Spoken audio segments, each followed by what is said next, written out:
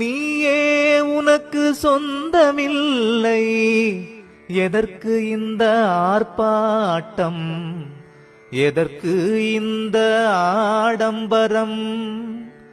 பெற்றோர் வைத்த பெயரும் பிணமென்று மாறுது, விரும்பி அணிந்த துணியும் கந்தலென்று ஆகுது.